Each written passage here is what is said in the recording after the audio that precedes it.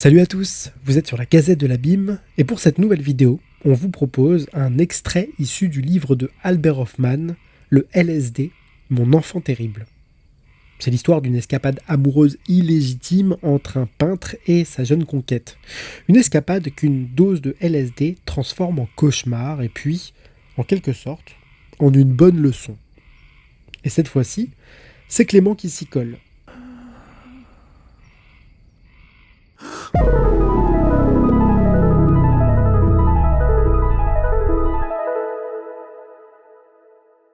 Vécu du LSD chez un peintre.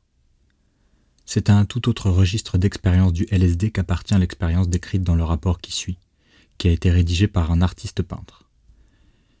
Il me rendit visite parce qu'il voulait que je lui explique comment concevoir et interpréter le vécu au LSD.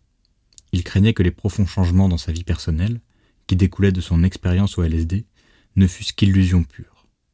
Je lui expliquai que le LSD, en tant qu'agent biochimique, n'avait fait que déclencher ces visions, qu'il ne les avait pas créées de toutes pièces, et qu'elles avaient leur origine dans son fort intérieur, ce qui lui donna confiance dans le sens de son changement. Je partis donc avec Eva dans une vallée solitaire. Là-haut, en pleine nature, cela sera particulièrement beau avec Eva, me disais-je. Eva était jeune et charmante. De 20 ans son aînée, j'étais déjà au milieu de la vie.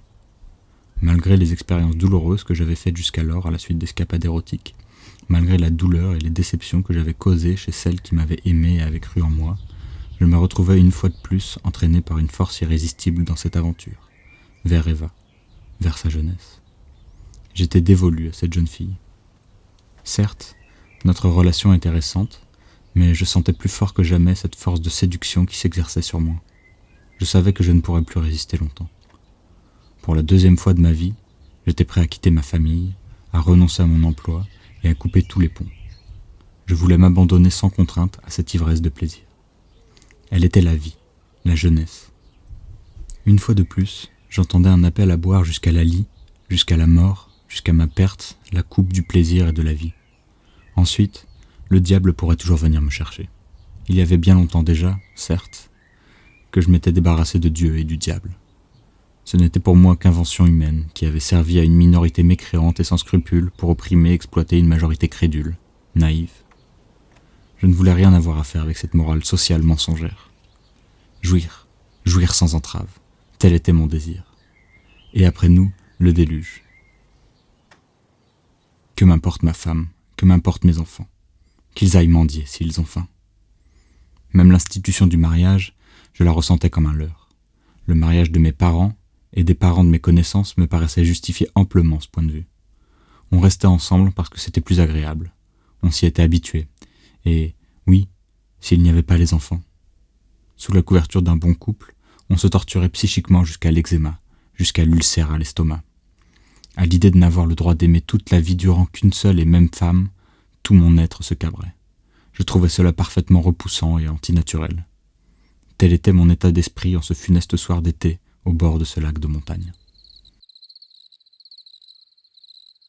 À 7 heures du soir, nous prîmes tous deux une dose relativement forte de LSD, environ 0,1 mg. Puis nous arpentâmes le lac et nous assîmes enfin sur ses rives. Nous jetions des pierres dans l'eau et observions les ondes circulaires qui se formaient. Une légère anxiété intérieure se faisait jour. Autour de 8 heures, nous regagnâmes l'auberge et commandâmes du thé et des tartines. Il y avait encore quelques clients qui racontaient des plaisanteries et riaient fort. Ils regardèrent dans notre direction. Leurs yeux brillaient bizarrement. Nous nous sentions étrangers, lointains. Nous eûmes le sentiment qu'on allait nous faire des remarques. Dehors, l'obscurité montait lentement. Nous ne nous décidâmes qu'à contre-cœur à regagner notre chambre à l'hôtel. Une rue sans éclairage menait du lac Noir à l'auberge éloignée. Lorsque j'allumai la lumière, l'escalier de granit par lequel on passait de la route à la maison sembla s'enflammer marche par marche. Effrayée, Eva tressaillit. Un mot me résonnait dans la tête.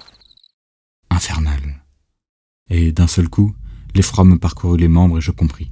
Maintenant, ça va mal. Loin du village, une horloge sonna 9 heures. À peine étions-nous arrivés dans la chambre qu'Eva se jeta sur le lit et me regarda les yeux écarquillés. Il n'était pas question de penser à l'amour.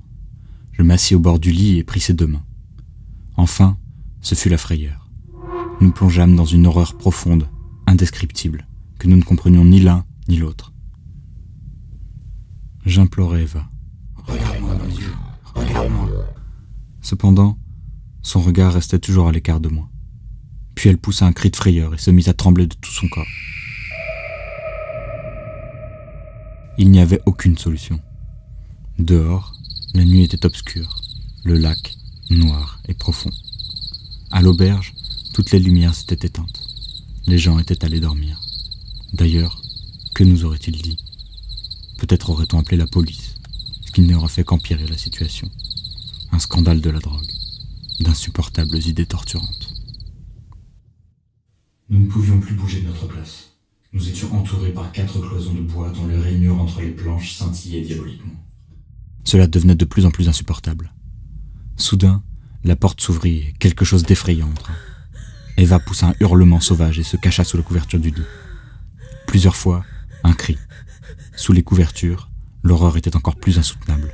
« Fixe-moi dans les yeux !» lui criai-je. Mais ses yeux roulaient d'une façon insensée.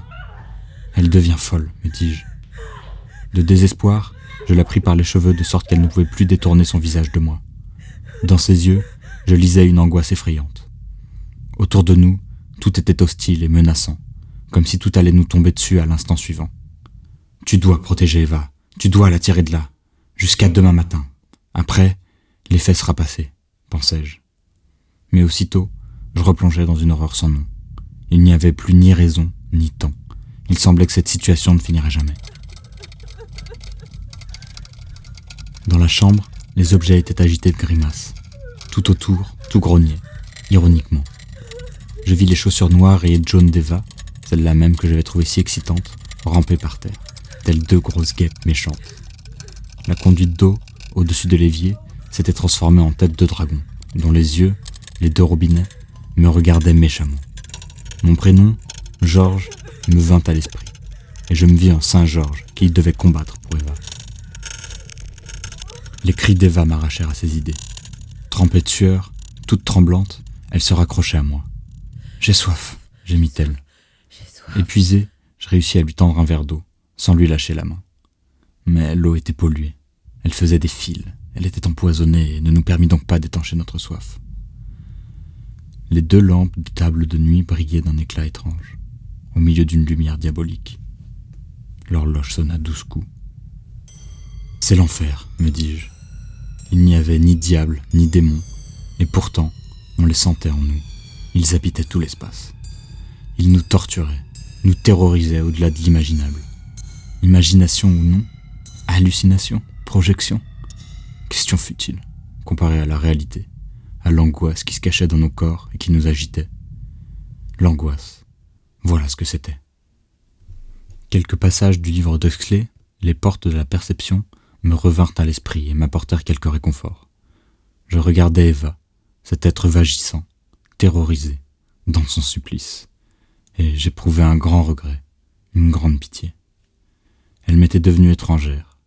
C'était à peine si je la reconnaissais maintenant. Autour du cou, elle portait une fine chaîne en or, avec en médaillon Marie, la mère de Dieu. C'était un cadeau de son plus jeune frère. Je sentis que cette chaîne exhalait un rayonnement agréable, apaisant, plein d'un amour pur. Mais ensuite, ce fut de nouveau la terreur, comme notre anéantissement définitif. J'eus besoin de toutes mes forces pour soutenir Eva.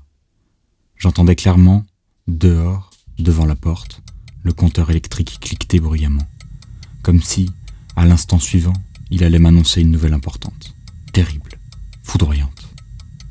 De tous les coins, de toutes les ouvertures, montaient sans cesse des chuchotements ironiques, moqueurs, méchants.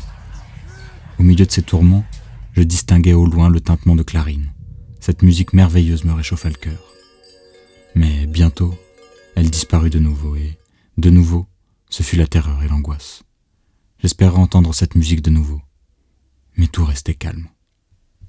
Seul bourdonnait autour de nous, comme un insecte invisible et malveillant, le tic-tac et le ronflement du compteur électrique.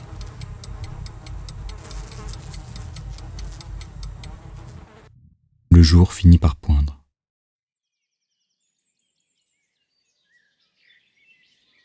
Je remarquai avec un grand soulagement que les fentes des volets s'éclaircissaient. Je pouvais maintenant laisser Eva elle-même. Elle s'était calmée. Épuisée, elle ferma les yeux et s'endormit. Je restais encore assis sur le lit, bouleversé, en proie à une tristesse profonde. Ma fierté, ma suffisance avait disparu. Il ne restait plus de moi qu'un petit paquet de misère. En me regardant dans le miroir, je me fis peur. J'avais vieilli de 10 ans au cours de cette nuit. Complètement abattu, je fixai la lumière de la lampe de la table de nuit et l'horrible abat-jour tressé de perles en plastique. Tout à coup, la lumière parut plus claire.